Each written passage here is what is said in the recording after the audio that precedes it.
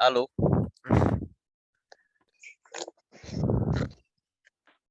Oi? Oi, bom dia. Agora sim. Bom dia. Como é que tá aí? Bom, Ah, beleza.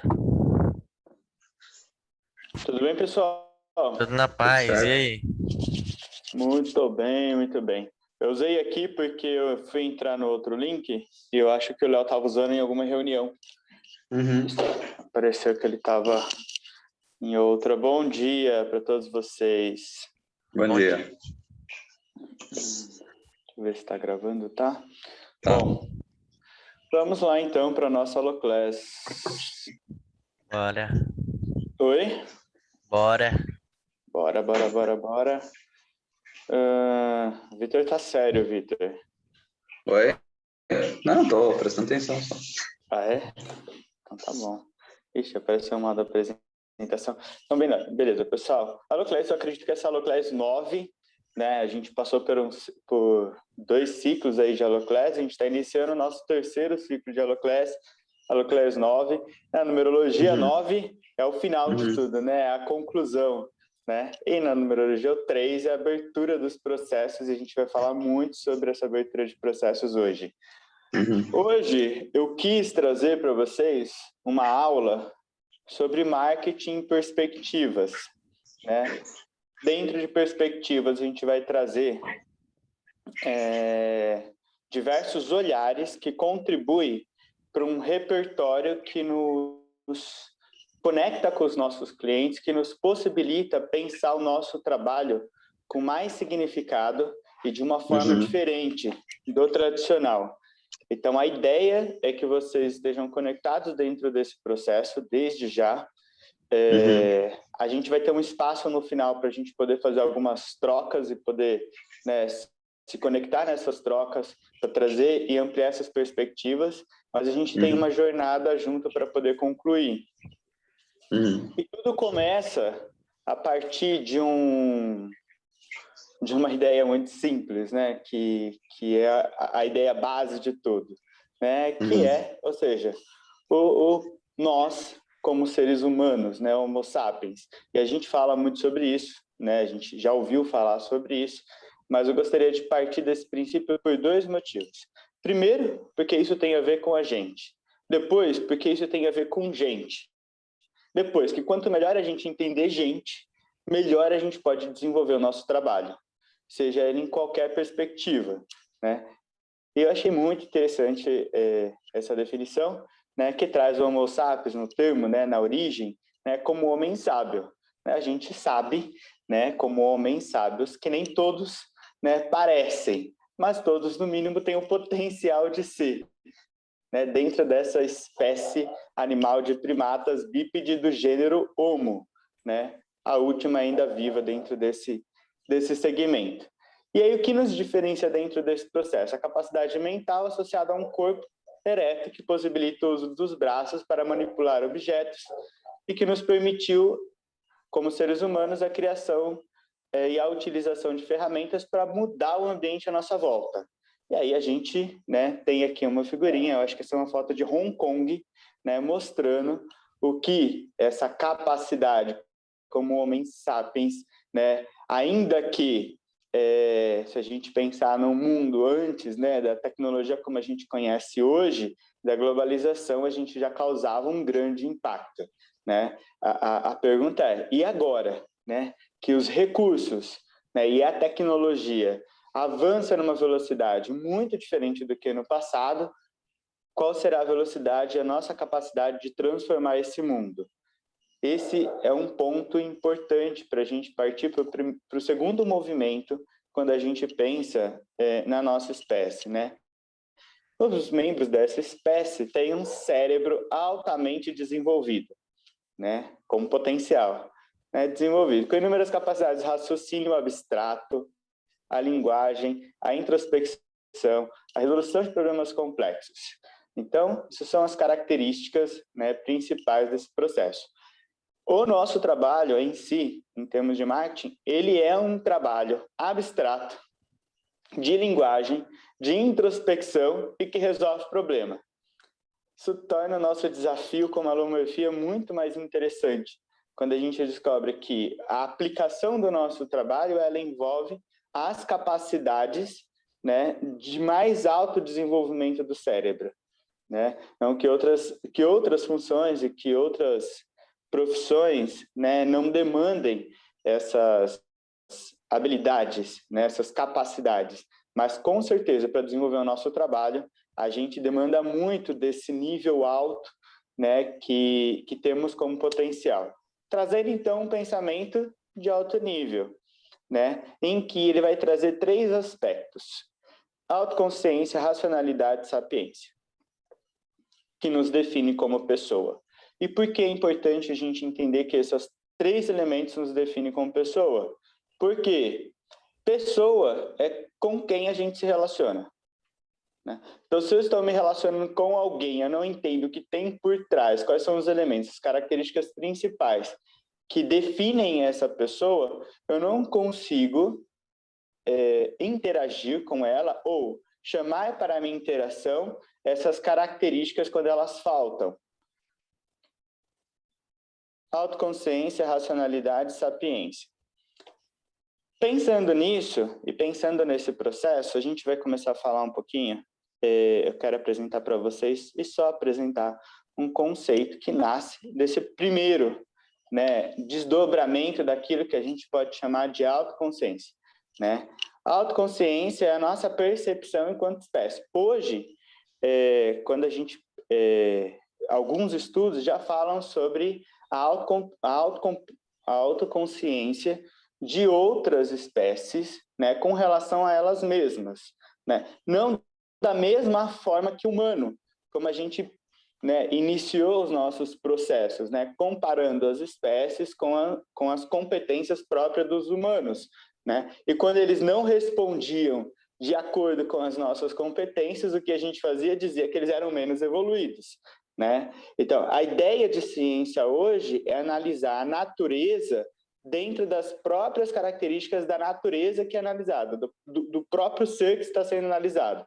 Assim, se eu comparar um humano ou me comparar como humano com um pássaro, eu não sou menos evoluído que um pássaro porque não voo, porque minha natureza não é voar.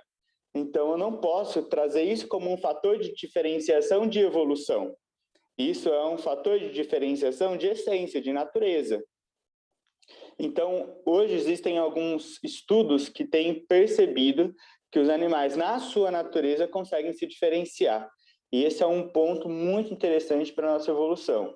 Aqui, o Robert Dilson, ele vai fazer essa análise olhando o homem com o espelho para o próprio homem. E quem é esse cara? Basicamente, é um estudioso que ele desenvolveu, né, e é um dos precursores de todo o programa de estudo de programação neurolinguística, ou seja, que nos diz, né, que nos explica o nosso funcionamento enquanto ser humano numa perspectiva mais prática do que subjetiva, como a psicologia e a filosofia fez durante muito tempo, né? Então, eles estudam o cérebro do ponto de vista de quais são os estímulos que ele pode receber e quais são as reações, as ações que eles produzem através desses estímulos. Quando ele olha essa aplicação, a gente consegue, ele desmembra, né, esse olhar sobre o homem com relação a ele mesmo numa pirâmide, e a gente vai falar de algumas pirâmides agora. A ideia é que a gente consiga usar essa capacidade de abstração para correlacionar essas teorias, né, dentro do processo de desenvolvimento do nosso trabalho. Dentro dessa pirâmide, dessa primeira perspectiva, o Robert Dilts, ele fala que toda pessoa, todo ser humano, né, ele passa por um processo evolutivo de autoconsciência, né, que inicia, né, quando ele consegue perceber o seu ambiente, né, e reconhecer o seu ambiente dentro de limites e oportunidades e como ele reage a esse ambiente. Esse é o primeiro nível de consciência, né? Esse é o nosso primeiro nível de autopercepção. É quando a gente se pergunta de onde eu vim, né? De onde eu vim e o que isso tem a ver comigo, né? O que isso tem a ver com a minha história, com quem eu sou, com como eu penso e etc. Num segundo nível, ele vai responder o quê? E a gente fala sobre um nível de consciência de ações e reações. Então, a gente vai falar sobre comportamento. É o que eu posso fazer, né? É quando eu consigo identificar quais são as minhas potencialidades, né? E aquilo que, de fato, eu consigo executar, né? E como eu interajo com essas forças, com o ambiente, com a demanda que me é pedido dentro da minha história. Esses comportamentos, eles respondem o que eu posso fazer. No terceiro nível, ele vai falar sobre essa autoconsciência como direção estratégica. É quando a gente começa a criar capacidades. Essa capacidade, ela é importante por quê? Porque ela finaliza um ciclo. É diferente de eu fazer algo um dia e de eu entender complexamente esse algo que eu faço como competência, eu poder transferir, inclusive, para outras atividades, para outros momentos, para outras situações. É quando eu domino, né? É quando, literalmente, dentro de capacidade, eu entendo o como a coisa, né? O processo, a mecânica da coisa, o funcionamento. Né? E a partir desse momento, então, eu crio um nível de maturidade, de poder, né? É o último nível da força, né? Em que eu demando menos energia para conseguir realizar as coisas. Esse primeiro nível, essa primeira parte da pirâmide, né? Ela vai estruturar o nosso processo, né? De funcionalidade, né? Até onde eu posso ir, né? É o que eu, não é só o que eu quero fazer, mas até onde eu estou preparado para fazer, né? Depois a gente tem um nível de poder. O nível de poder, detalhe. Nessa base da pirâmide, sempre a gente está falando sobre inteligência, principalmente sobre inteligência racional, né? É mais sobre aquilo que eu penso e faço, né? E aí a gente sobe para o nível de poder. Dizem algumas teorias, que a maior parte da humanidade passa a vida na inteligência racional, né, na autoconsciência da inteligência racional, sobre aquilo que elas podem ou não podem fazer. Né? Então, elas vivem nesse... Isso eu posso, isso eu não posso, isso eu devo, isso eu não devo. Elas vivem dentro desse processo. Né? 3% da humanidade sobem e evoluem, né? E tomam consciência da inteligência emocional, que é muito mais abstrato, por isso é mais difícil de você tomar essa consciência. Dentro dessa inteligência, a gente descobre, começa pelo porquê, permissões e motivações, né? São os nossos sistemas de crenças e valores. Valores é o que nos define sobre quem eu sou, né? E aí a gente começa a estruturar a identidade naquilo que eu acredito, ou seja, quem eu sou e como eu quero viver, né, dentro desse processo. E eu tenho que responder por quê. Depois, quem? Fala sobre o que eu decido fazer com isso. E aí eu termino meu processo de identidade. Né? A pessoa entende exatamente quem ela é. Né? Ou conhece-te a ti mesmo, que a gente escuta, né? Lá em diversas palestras e lá no início, ele termina aqui, ele finaliza aqui. É quem é você e o que você quer fazer com isso, né? Como você quer viver dessa forma. E a gente fala sobre missão e propósito. E depois, no último nível, né, tangível, a gente vai falar sobre quem mais e a filiação. O que eu deixo a partir daqui, né? O que eu deixo a partir daqui? Quem está comigo e quem não está? A que grupo que eu pertenço, né? Eu faço parte de quê? A aplicação desses conceitos, né? Desse processo e dessa visão sistêmica, ela pode responder 3 coisas. O desenvolvimento da estratégia de conteúdo, que a gente aplica. Agora é a parte da abstração do Homo sapiens, né? Você vê uma teoria e agora você fala assim, o que eu faço com isso, né?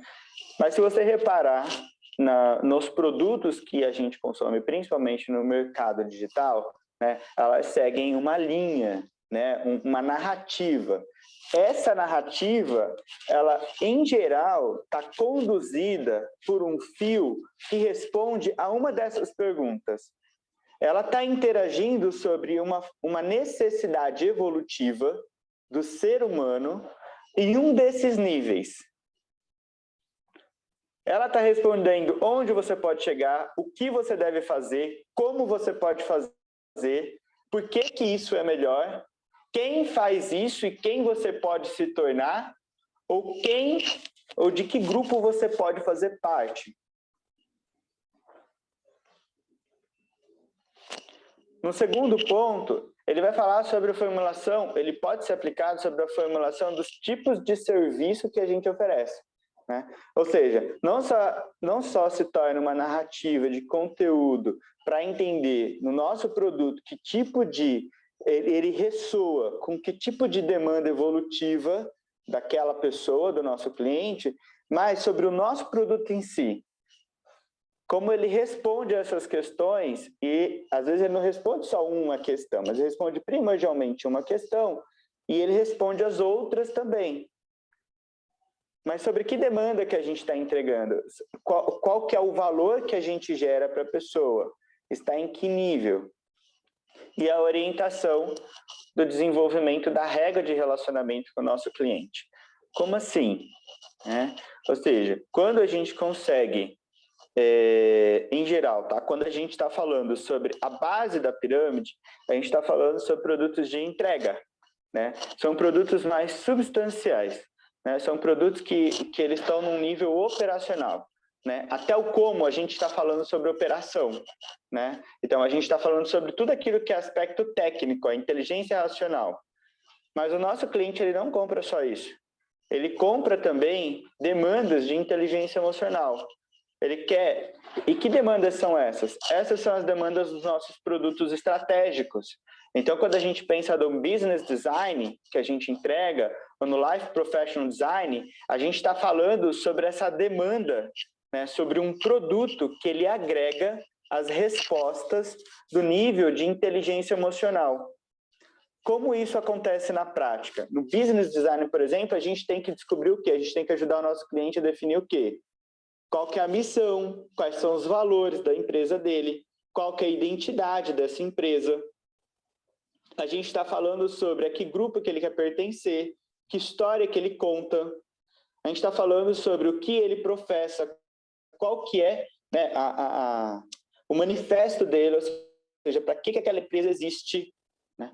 Todos os produtos que eu e Léo hoje trabalham em Business Design, ou o LPD, que é o primeiro nível desse projeto, né, ele vai responder essas perguntas para o nosso cliente. Entende? E claro que, a partir dessas respostas, a gente constrói a operação do cliente depois. Aí a gente vai responder o como, o que ele entrega e aonde que ele entrega. Entende? Então, esse processo ele vem respondendo essa cadeia. Quanto mais alto, mais estratégico. Quanto mais baixo, né, mais operacional. Em geral, não sempre, a régua, essa régua de valor agregado, porque quando você está em cima, você não dispensa todos os outros, você vai agregando, né? Quando o nosso produto ele consegue responder às demandas mais altas, em geral, é quando ele tem um ticket maior. Percebe? Fez sentido para vocês? Estão tranquilos?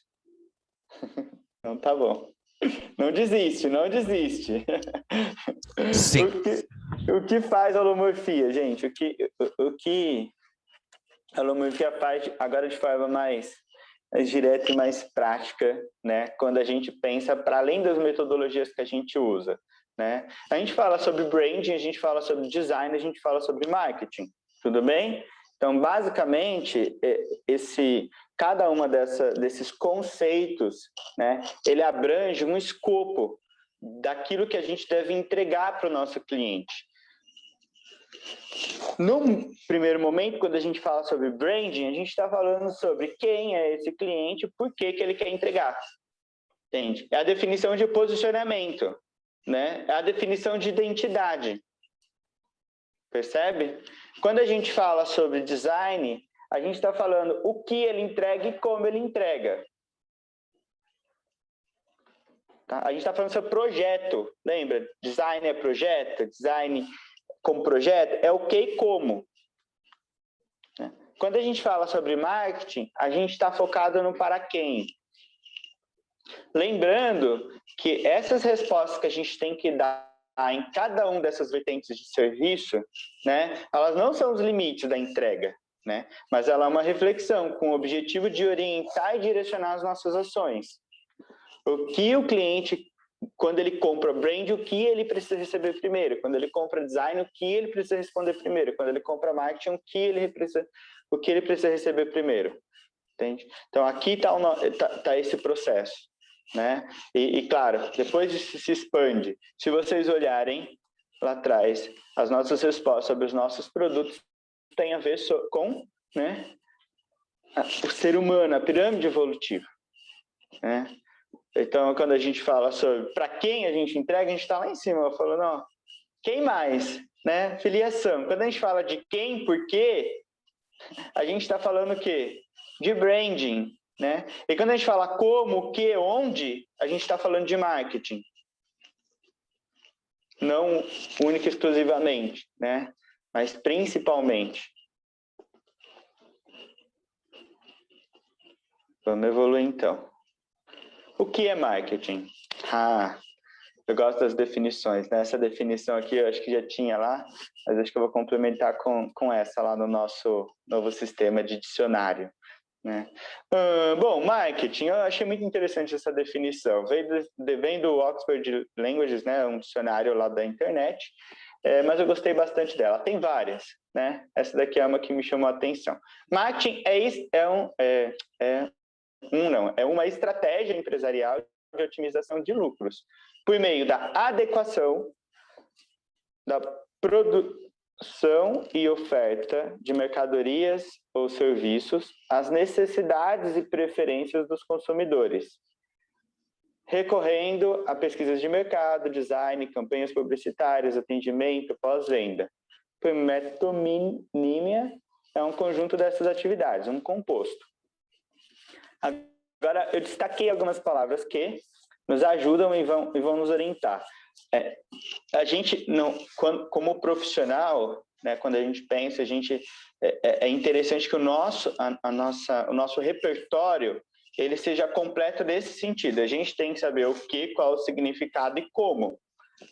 Percebe? Quando a gente consegue compreender esse escopo, né, isso nos traz o que é senioridade. Né? Qual que é a diferença de um profissional mais júnior, mais pleno ou mais sênior? Né? O nosso profissional mais júnior, ele sabe o que fazer, né? Ele sabe o que entregar. O what, né? Ele sabe o que. Né? O nosso profissional mais pleno, ele sabe o que fazer e o como faz. Ele tem know-how, né? Ele sabe as mecânicas. E os nossos profissionais mais sêniores, ele tem que ter visão sistêmica. Ele tem que entender o porquê, o para que serve, o que isso compreende, como se relaciona. Quando se trata de marketing, a gente está falando sobre esse composto, de entender estratégia, adequação, necessidades e preferências, né? Design e campanha publicitária. De quem? De alguém, de ser humano.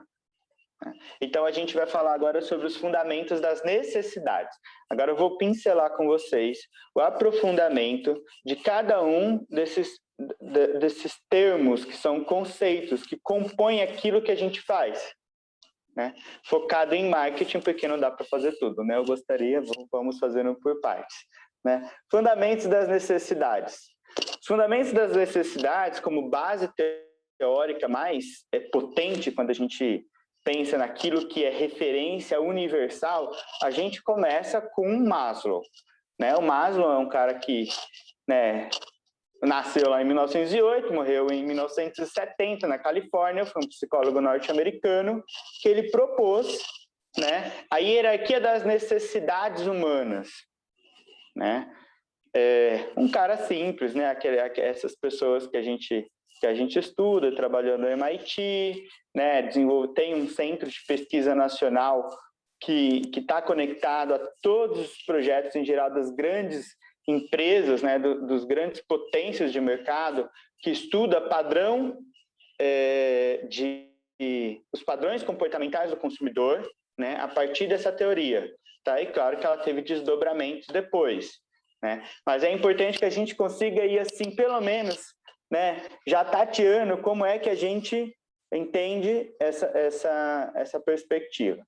Quando a gente fala que a gente precisa adequar as necessidades dos nossos clientes, a primeira pergunta que a gente tem que fazer é: que necessidades são essas, né? E que repertório há em cada uma dessas necessidades? Maslow, quando ele propõe essa pirâmide, ele vai falar sobre esses níveis: necessidades fisiológicas, necessidades de segurança, necessidades sociais, necessidades de estima, necessidades de realização pessoal. Tá? Então, são 1, 2, 3, 4, 5 camadas de necessidade. Tá? Segundo a teoria, a proposta de Maslow, a sua necessidade da próxima camada, ela só existe de forma substancial, significativa, quando a camada anterior foi concluída. Tudo bem? Isso significa o quê? Dificilmente você vai encontrar uma pessoa que está passando fome pensando no seu propósito de vida e no seu legado. Tá? De formas, né, trocadas. Em miúdos é isso. Você primeiro come, aí você fala: poxa, já como, já durmo, já bebo, né? Não tem necessidade básica, né? Agora o que você quer? Qual que é o seu segundo movimento? Como eu posso tornar isso seguro? Como é que eu faço para que ninguém roube isso de mim? Né? Então você vai pensar nessa segurança. Segurança passa a ser sua meta de vida, né? Como é que eu garanto aqui o meu sustento dos meus, né? Daqueles que eu amo. Quando eu tenho isso certo, minha carteira está assinada, tenho uma boa poupança, um fundo de garantia minimamente, isso vai variar, né? Necessidade de segurança de perfil para perfil, etc. Eu vou começar a pensar sobre as minhas necessidades sociais, né? Amor, afeto, como as pessoas me tratam, como elas não me tratam, como eu posso explorar mais os relacionamentos, como eu posso viajar, como que eu posso sair, como eu posso conhecer, integrar e fazer parte de grupos mais interessantes, que combinam mais com o meu estilo de vida, com aquilo que eu penso, né? Depois a gente vai para a necessidade de estima, que é como eu posso ser reconhecido, como, né, o quanto as pessoas confiam em mim, né? Qual o respeito que eu gero nas pessoas. E, por último, aquilo que tem a ver com moralidade, criatividade, né, autenticidade, espontaneidade, aceitação, legado, aquilo que eu faço, aquilo que eu deixo a partir da minha vida. Tá? Então, ele tem essa demanda de necessidades. Quando ele pensa essa teoria, a gente fala sobre, na sua aplicação, né, como usar essa psicologia organizacional para compreender, né, com mais profundidade as motivações das pessoas. A gente já entendeu pessoa, entendeu os aspectos que existem dentro dela, a pirâmide evolutiva que faz parte do processo de todo ser humano, na sua necessidade é onde a gente conversa. Por que necessidade é algo tão importante de entender? Porque é o nosso ponto de comunhão, vamos dizer assim. É o que conecta aquilo que a pessoa sente dentro com aquilo que ela busca fora. A necessidade é esse ponto de intersecção, aquilo que traduz o subjetivo com o material. Entende? Ele é esse ponto de diálogo, de conversa. E quando eu sei qual é a necessidade não é o serviço nem o produto. A necessidade é o que a pessoa atende de forma subjetiva com aquele serviço ou produto. A necessidade, ela é subjetiva. O produto ou serviço é sempre plataforma. E o mesmo produto ou serviço pode atender necessidades diferentes, dependendo da pessoa, e olhando lá para a pirâmide evolutiva, da onde é que ela veio. Percebe? Então, vamos lá. Significa o quê? Quando a gente vai pensar no nosso projeto de marketing, né, a gente vai, nossa função é olhar e falar, tornar o cliente, né, fazer com que o nosso cliente consiga dialogar com o cliente dele. Esse é o nosso propósito, né, de forma mais concreta. Para que serve tudo que a gente faz, né? Para aproximar, estabelecer um diálogo entre o nosso cliente e o cliente dele. que esse diálogo tenha valor suficiente para que eles possam trocar a moeda, trocar dinheiro. Tudo bem? Então, esse é o princípio. Quando ele está nesse diálogo, esse diálogo ele é mais eficiente quando eu entendo qual é a necessidade do meu cliente. E ele se torna, quanto mais eu entendo e falo da necessidade dele com a necessidade dele, mais disponível, né, mais valor ele enxerga naquilo que eu proponho. Eu e o Léo fez uma reunião na semana passada de um projeto de business... vai se tornar um business design, né? Que assim, a gente estava conversando com os dois donos, dois sócios, né, da empresa, eles têm 3 lojas, né? Em determinado momento da reunião, né, um dos donos teve que parar porque ele estava emocionado e precisava chorar. Então ele parou, foi tomar água, ficou as lágrimas, pediu desculpa e continuou a reunião. Por quê? Porque nós estávamos operando num nível, né, de identificação de necessidade real daquela pessoa. Não era sobre o que a gente ia fazer ou não ia fazer. Claro que isso também importa. Mas você percebe que o nível de conexão ele é tão alto que assim, ele não fechou naquele momento porque não tinha dinheiro, entendeu? Assim, ele está lá pensando até agora como é que ele faz para conseguir esse dinheiro. Para ele pagar lá um projeto de 24 mil, para ele pagar o projeto. Porque a gente está discutindo... Até só fazer um comentário sobre isso, tipo, tomando um pouquinho do teu tempo. É interessante porque atingindo essa camada, como tu mesmo disse, o fato de valor é muito mais irrelevante do que se a pessoa tivesse dinheiro e não tivesse impactado ela, né? Então, Perfeito. tipo, o valor se torna irrisório, porque como tu falou, agora a missão dele é conseguir o dinheiro, porque ele sabe da real necessidade que ele precisa do nosso serviço, né? Que a gente, como empresa, se conectou a ele a um ponto de dentro praticamente do ser, não é essa palavra, né? Mas dentro do ser dele, e ter enxergado que outras pessoas não conseguiram enxergar do que ele precisava, né? Então, tipo, o dinheiro é um mero detalhe agora para ele, né? Ele já sabe que é aquilo que ele precisa, né? É um detalhe importante que a gente tem que pensar em termos de business, né? Em termos de negócio, porque a gente tem que atingir a pessoa certa, ou seja, que tem necessidade e logo tem condições para conseguir pagar. Mas também é um ponto aqui da gente entender, não só na negociação principalmente, entender qual que é a necessidade. Durante muito tempo, a ideia de profissional de venda era uma ideia de profissional que falava. Ele tinha que explicar, ele tinha que falar, ele tinha que... Hoje, cada vez mais, quando a gente pensa em venda consultiva, né, a gente está falando de venda de projeto, a gente está falando de profissionais que são capazes de estarem atentos às necessidades do outro, né? Quando a gente estuda a teoria de negociação na nova escola de Harvard, as melhores negociações são aquelas em que o vendedor fala 20% e o comprador fala 80%.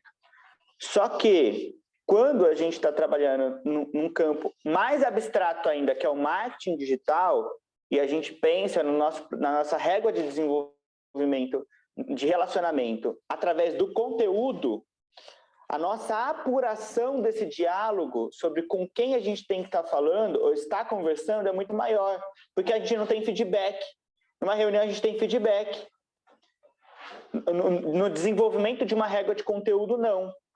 Então, se a gente, nessa construção, a gente não souber nem que tipo de necessidade a gente está tratando, a gente está panfletando. E panfleto não vende os nossos serviços. Por quê? Não é serviço substancial, concreto e nem de baixo ticket. É um serviço conceitual, abstrato e de alto valor. Percebe? Então, aqui é muito importante a gente entender como essa interação vai acontecer. Ajudar a perceber o estágio dos nossos clientes que se encontram e assim desenvolver, né, uma marca que possa dialogar com eles, no nível de necessidade que eles querem atender. Há clientes que chegam até nós hoje, dificilmente tem clientes que chegam até nós no nível de necessidade fisiológica. Eles, em geral, estão no nível de necessidade social, estima, autorrealização. Como eu posso me mostrar, como eu posso aparecer e me apresentar, e como esse projeto pode dar certo para mim. Entende? Ainda chega alguns clientes para o diálogo no nível de necessidade de segurança. E a gente percebe isso, até pelo tipo de pergunta que os clientes fazem. E se essa campanha não der certo, o que acontece? Eu perco tudo? E se eu não tiver resultado? O medo dele de perder é muito maior, porque ele ainda está buscando segurança, ele está nessa transição entre a segurança para o social. E isso serve para quê? Para a gente entender. Para a gente entender que tipo de produto a gente pode oferecer ou não pode oferecer para ele se sentir confortável. Que tipo de garantia a gente pode dar e que tipo de esclarecimento de risco a gente precisa explicar. Até porque a pessoa pode estar cansada de experimentar coisas que só dá errado, né? E chegar ao ponto de ficar com desconfianças, né? Do serviço ou de apostar em uma coisa, em mais outra coisa que vai dar errado também. Tem essa. Perfeito. E aí o que faz, Dani? Fazer com que a pessoa entenda que a gente pode gerar maior confiança nela. É a gente entender em que nível que ela está, se comunicar com a necessidade dela e não virar as costas para as explicações que a gente tem que dar. Não do produto ou do serviço, mas daquilo que ela precisa. Enquanto a gente não conseguir, se a gente tiver um diálogo com esse nosso cliente, a gente não entender sobre que necessidade ele está falando, tudo que a gente falar é blá, blá, blá, blá, blá, blá. Entendeu? Mas veja bem, olha esse serviço, essa campanha, ela vai aparecer, ela vai não sei o que lá. E o que ele quer entender é sobre como ele supera a necessidade dele, para que ele tenha segurança e possa interagir. Essa ideia, né, é o que conforme a gente vai compreendendo essa prática, né, e essa prática não vem como luz, ela vem através do nosso aprofundamento daquilo que a gente faz, né, aprofundamento nos estudos, nos conceitos daquilo que a gente entrega, né, com o tempo e a gente vai amadurecendo, é quando a gente consegue, né, perceber que os nossos diálogos, tanto de uma campanha ou que os nossos diálogos, tanto numa negociação, têm efetividade. Os desafios, essa parte aqui eu acho que o Vitor conhece bem, né? Os desafios, quando a gente já estou conduzindo para a campanha, lembra lá quando a gente falou sobre a definição de marketing, a gente falou sobre estratégia, a gente falou sobre adequação, necessidade, e a gente passou ali pelo design e campanha. Então a gente vai agora fazer uma pincelada sobre essa questão da campanha, os desafios de uma campanha, né?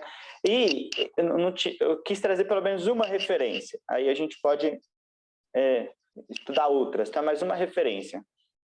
O Chet Holmes, esse cara, ele é um cara reconhecido mundialmente, né? Alguns chamam ele do mago das vendas, né? Ele é o cara que, assim, em termos de marketing, principalmente quando a gente fala de marketing digital, ou pelo menos a transição do marketing físico para o digital, esse é um cara como referência sobre estratégia, né? Aquilo que ele fez é aquilo que ainda é copiado, né? E as pessoas continuam fazendo. Qual que é o problema de você continuar fazendo só o que ele disse? Porque o mundo mudou, mas o que ele disse é tão poderoso que ainda continua funcionando. Não funciona como antes, porque ele pensou aquela solução para uma necessidade de um mundo que existia. E hoje o mundo mudou. Então, vamos assim, a intensidade com que funciona o mecanismo que ele propõe vai diminuindo, mas ele continua tendo um grande impacto, né? Esse cara, né, como especialista de marketing, venda dos Estados Unidos, trabalhou com mais de 60 empresas da Fortune 500, né? Ele dirigiu 9 empresas bilionárias. Então é um cara que tem um pouquinho de propriedade para nos ensinar alguma coisa, né? Porque ele, como CEO e diretor de 9 empresas que operavam bilhões, né? Esse é o cara que os bilionários do mundo olhavam para ele e falavam assim, ó, eu acho que eu quero colocar meu dinheiro na sua mão, né? Para você ver o que você faz com isso, porque eu não tenho muita ideia, entende? Esse é um cara que tem um pouquinho de gabarito para nos falar sobre consultoria estratégica. E ele cunhou, a partir de uma obra, uma ideia, não só uma ideia, depois eu explico, né? Uma ideia, um esquema que ainda tem uma relevância. Ela é 100%? Não, mas ela não aplicado a tudo, mas ela ainda tem uma relevância, que é importante a gente entender. Fala, Vitor. Oi, Ícaro, tu tem como aumentar um pouquinho a tela, que algumas letras não dá conseguindo para ler, principalmente na parte vermelha ali. Tu tem como aumentar a tela? Então, Ficar em tela cheia? Acho que sim, eu coloquei em modelo apresentação aqui. Mas se não tiver, não tem problema, tá? Que eu queria dar uma olhadinha. Vocês estão vendo exatamente a tela como eu estou vendo? O slide e o do lado, né? Sim, entendi. isso. Então, eu achei que vocês estavam vendo a tela inteira, na verdade. Não sei se Ficou tudo preto agora. Oi? Exibir Ficou tudo preto agora. Exibir configuração. Mas, detalhes, não depois eu pego e vejo depois. Aí, foi? Aqui tá... agora sim. Beleza, valeu, obrigado. Viu? Não, perfeito, porque eu nem sabia, eu imaginei que vocês estavam vendo nesse modelo. Então, foi ótimo. Então, pessoal, quando a gente fala, então, do chat, né, chat fala chat mesmo, ele vai trazer para a gente um conceito muito interessante. A partir de uma série de pesquisas, lembre como ele dirigiu empresas bilionárias, ele tinha um pouquinho de dinheiro para fazer pesquisa para entender o funcionamento dos consumidores, né? Então, o que ele, a partir de todo esse movimento, ele criou uma pirâmide que fala sobre o seguinte, né? Como que está distribuída a atenção, a percepção dos consumidores em geral quando a gente vai falar sobre um produto, né? Ele diz o seguinte, 30% das pessoas, imagina, 1.000 pessoas num estádio, olhando, né? Eles dão exatamente essa abstração. 1.000 pessoas que não te conhecem num estádio, e você entra no palco para falar, tá? Para se apresentar e apresentar o seu produto. 30% das pessoas que lá estão, antes de tu falar, se apresentar, ou falar sobre qualquer coisa, elas têm certeza que não querem comprar. Sem saber, nem sei o que esse cara vai falar. Mas, aonde é que está o botão do pulo esse comercial? Né? Onde é que está não dá para pular essa parte? Né? 30% dessas pessoas, então, você tem 1.000 pessoas, 30%, 300 pessoas você não está falando com elas já te bloquearam 100%. Você não está falando, elas não estão te ouvindo, elas estão esperando você, né, vou pegar o celular, vou fazer outra coisa, está esperando você sair dali, tá? Se ela pudesse, ela te tirava. 30% não tem interesse, elas vão dispersar simplesmente, né? Essa audiência que fala assim, bom, eu não tenho certeza, ela não tem essa certeza, assim, ela não vira as costas para você, ela até te fica olhando para você, mas ela não quer, né? Não tem interesse. 30% não estão nem pensando em comprar, elas nem acham que aquilo é para ela. 7% das pessoas que estão lá, isso significa o quê? De 1.000 pessoas, 70 pessoas estão, o quê? Dispostas a te ouvir. Então, de 1.000 pessoas, 70 pessoas querem te ouvir, né? E 0,3 é quem tem ressonância, né, com aquilo que você vai apresentar. Essa pesquisa foi refeita milhares de vezes no mundo e os números sempre pareceram um pouco com isso, tá? Com essas considerações. Isso significa o quê para o nosso desafio?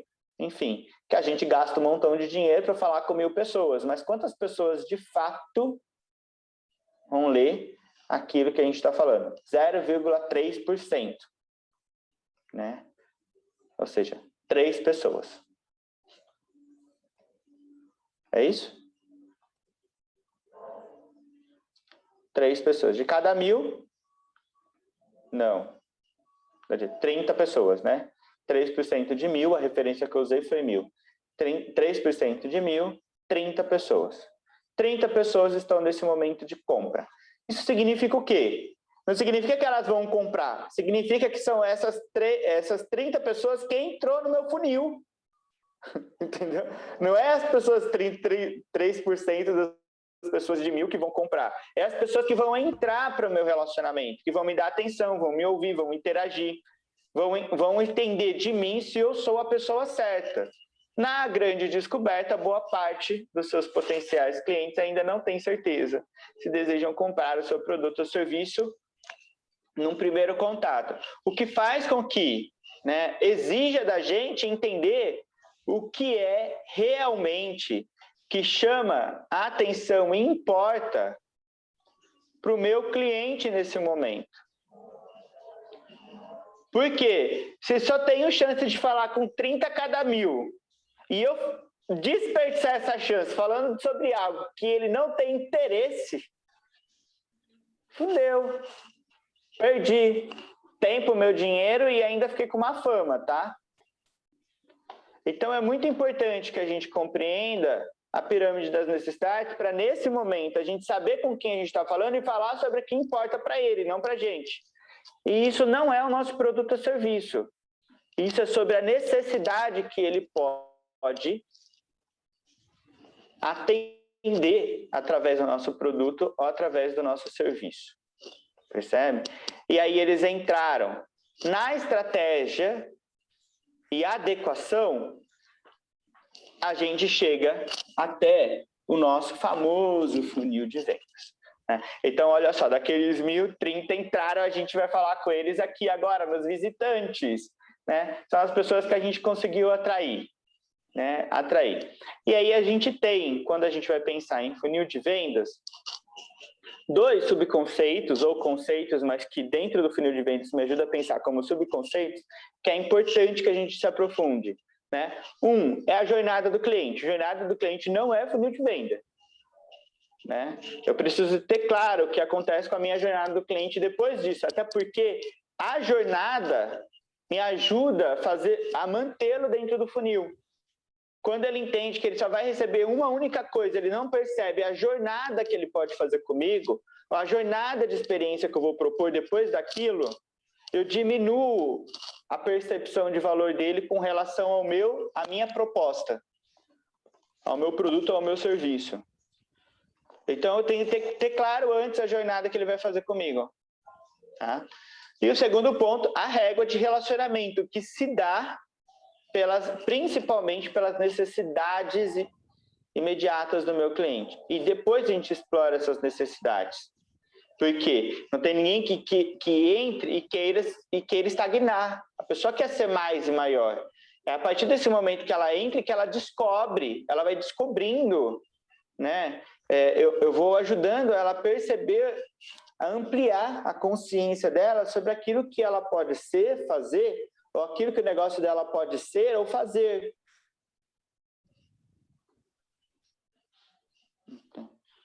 E aí essa régua de relacionamento. E dentro dessa régua de relacionamento que rege a confiança. E essa confiança ela é dada à medida em que eu demonstro que eu tenho autoridade.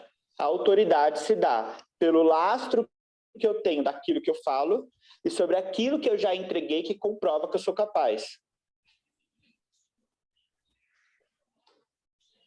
E aí a gente desce no funil de vendas que a gente já conhece. É muito interessante olhar, e eu gostei dessa imagem, porque nesse funil de vendas, a gente vai falando sobre a nossa operação.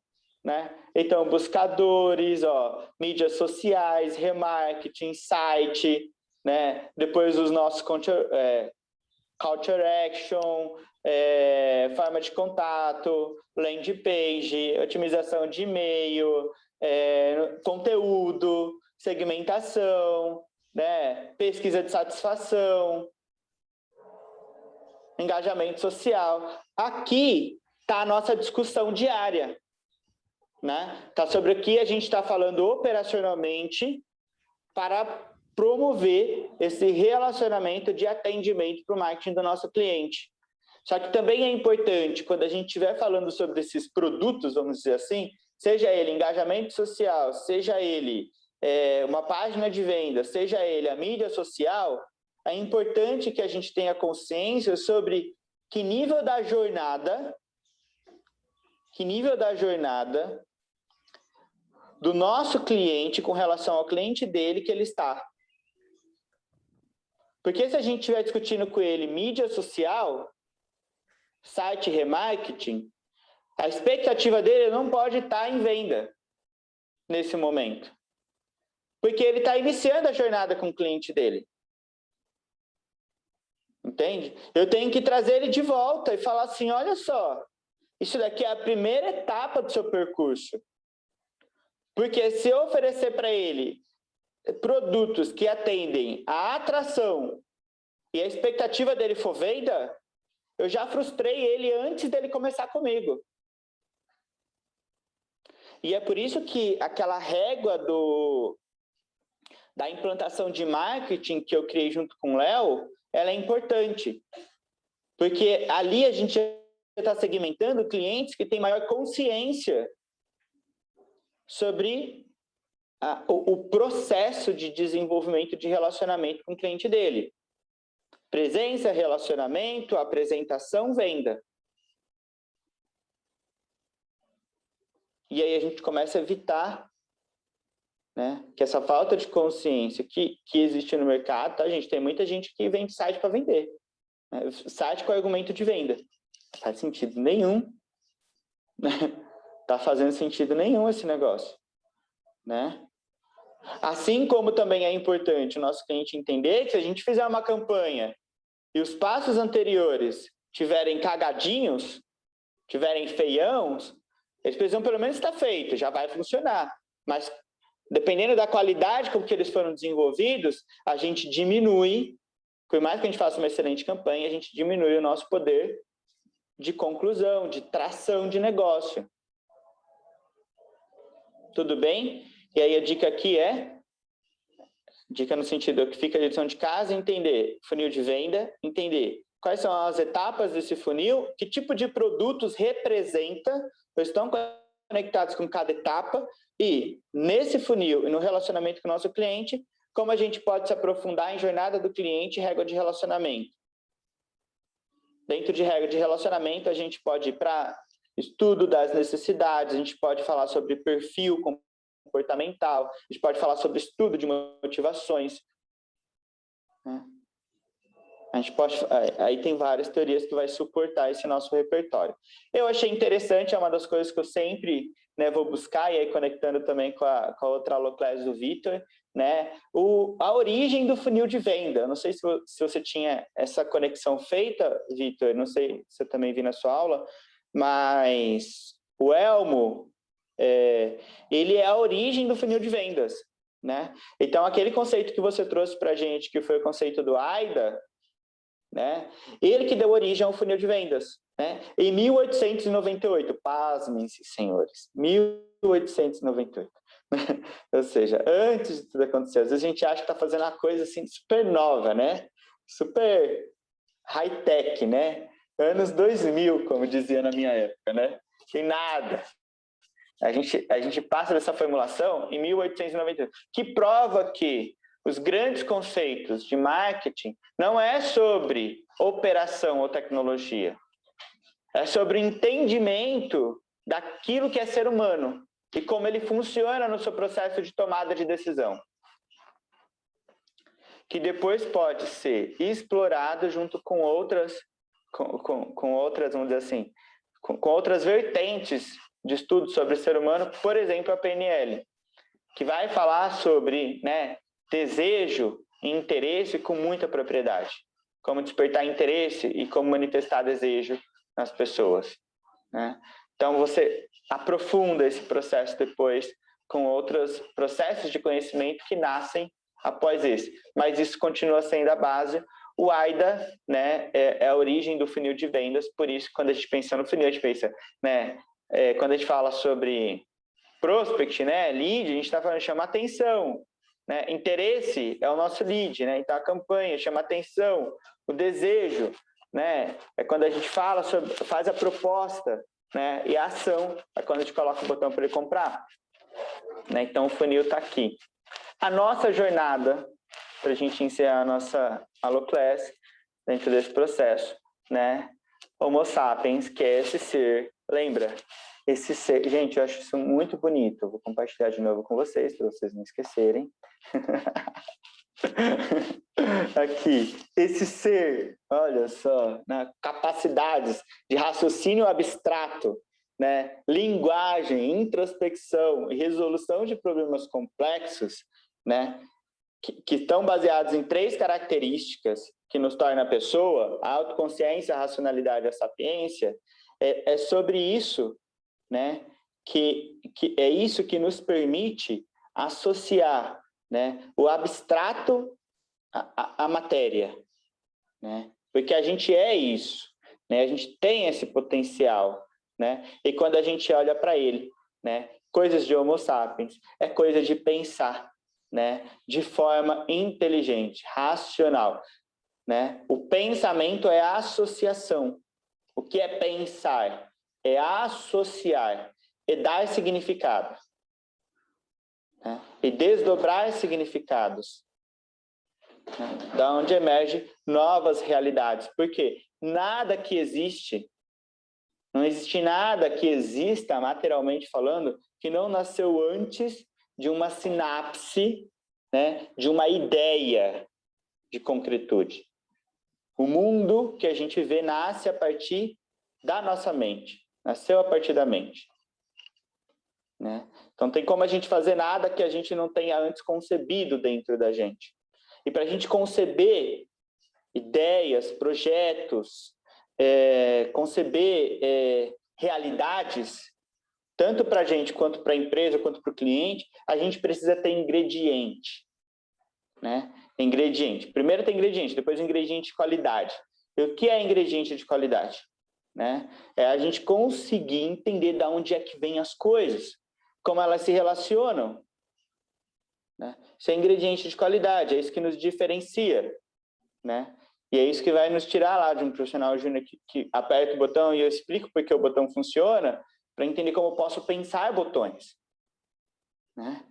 Pensar de forma criativa e inovadora em novas soluções, né? Pensar realidades a partir dessa conexão, né? Quanto mais ingredientes a gente tiver, maior a nossa capacidade de produzir, entregar e criar dentro do nosso processo, né? Isso faz bastante sentido. Vocês podem pensar numa abstração muito simples, né? Eu tenho 2 ingredientes, né? Ovo e farinha, o que dá para me fazer? Menos coisa. Ovo, farinha e açúcar, dá para fazer mais coisa. Ovo, farinha e açúcar, já dá para fazer um bolinho de chuva, talvez, né? Vai ficar sem manteiga. Mas ovo, farinha, açúcar, manteiga, já dá para me pensar em bolinho de chuva, em bolo, né? Não dá? Não sei. Leite, né? Presente de leite? Não sei. Oi? Precisa sempre de úmido junto, né? Precisa da matéria mais importante, água, às vezes, né? Também. Ovo, farinha, açúcar, leite, água, chocolate e cenoura. As coisas vão se transformando em coisas cada vez mais saborosas e gostosas. A ideia é essa, que a gente possa consumir conteúdo de qualidade. Não fique nas definições, né? Não fique nas definições, né? A gente precisa aprofundar para que a gente possa ser Homo sapiens, né? O feedback é esse. Transforme-se, né? Transforme-se. Encontre a essência das coisas e dê forma para elas dentro da realidade de vocês. É isso que eu tinha para entregar para vocês hoje.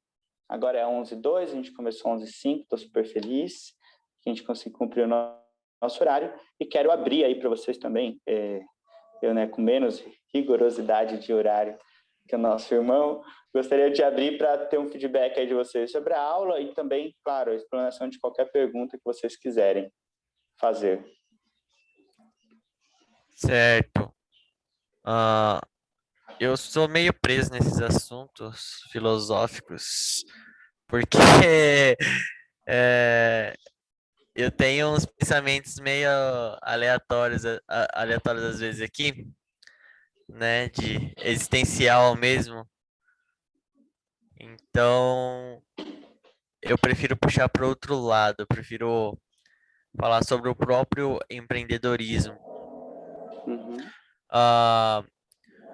no caso de você, aquela parte que você estava falando sobre, reconhecer o seu cliente, saber das necessidades dele, eu lembrei de um filme bem tosco, sabe? Um filme bem tontinho que eu assisti, que chama Os Estagiários. É tipo sobre uns rapazes um pouco mais de idade, tipo assim, considerados uns rapazes de 30 anos que entram para trabalhar no Google, né?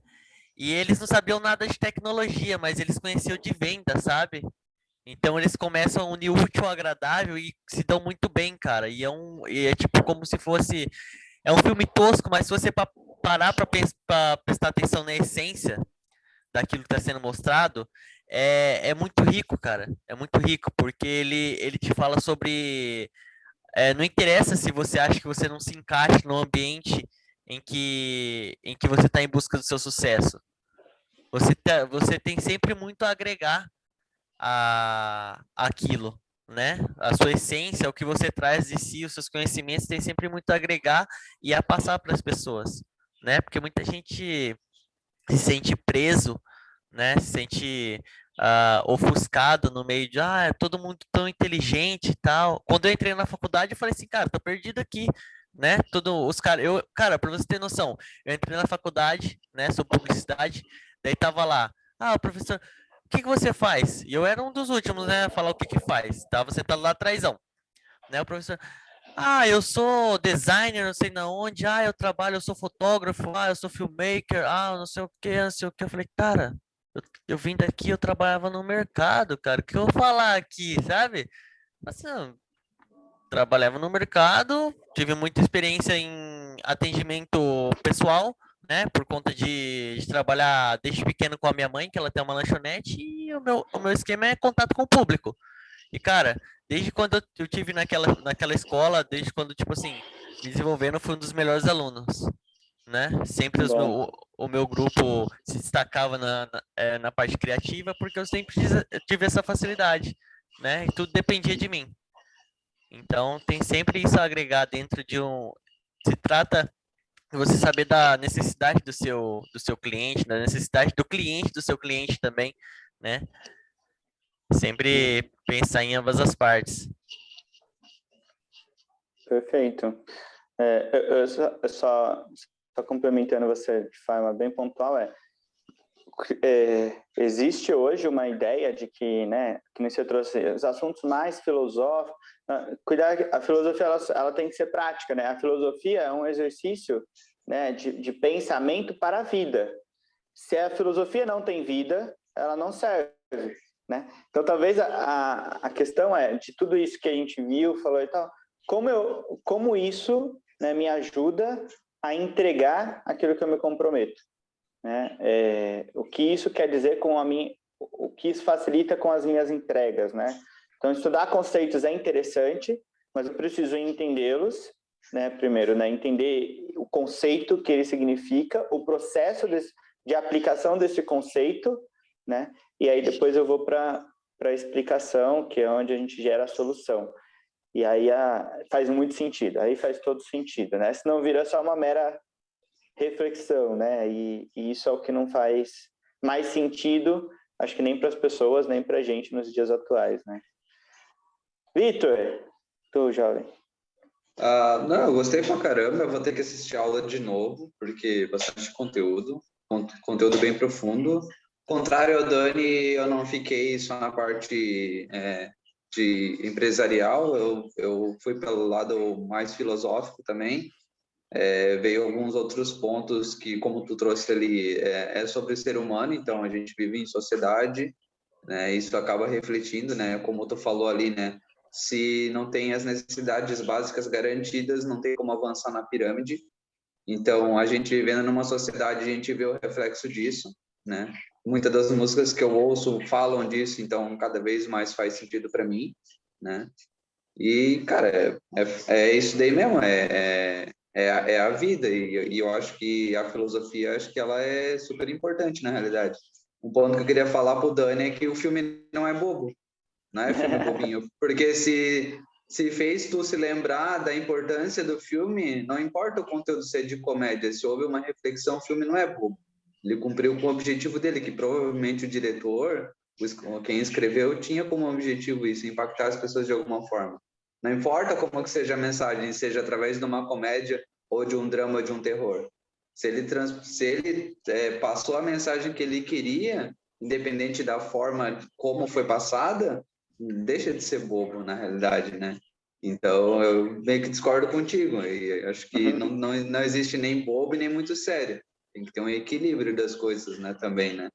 E, cara, pô, vai todo o conteúdo, como eu te falei, eu tenho que assistir de novo, né? Para captar mais, assim, essências de outras paradas, porque conforme tu foi falando, a cabeça já foi pensando junto, assim, às vezes, né? Viajava um pouquinho, depois voltava, né? Um ponto que eu queria falar para ti foi no primeiro, acho que era o primeiro, segundo slide ali que fala do Homo sapiens, né? Falou da utilização dos braços e eu discordo, porque os chimpanzés, né, os nossos antepassados, eles também usavam os braços, né? O salto evolutivo foi da cognição também, mas pelos polegares opositores. Então, é só esse ponto, né? Quando eu li também, eu fiquei nessa, mas assim, eu recortei, né? Era um... Sim. Era um textão, eu fui recortando ali, porque eu sabia que tinha que entregar em 1 hora. Sim. Mas que bom Não, que vocês mas tá gostaram. Nossa, eu adorei. Uma aula aí de estilo a la Ícaro, né? Eu falei, vamos parar de brincadeira, vamos conversar, né? E cadê o Polidência com fogo agora? Opa, e agora? Esse é o fechamento, na verdade. Vou deixar essa para minha palestra, eu vou entrar no palco assim. Né? Tipo, outro dia eu assisti o Super Bowl do Michael Jackson, não sei se vocês já fizeram essa experiência, né? De 1992, eu acho, uma coisa assim, né? Nossa, impressionante, ele faz uma performance, te falo, era um cara, né? Já é extraterrestre, assim, né? Ele né?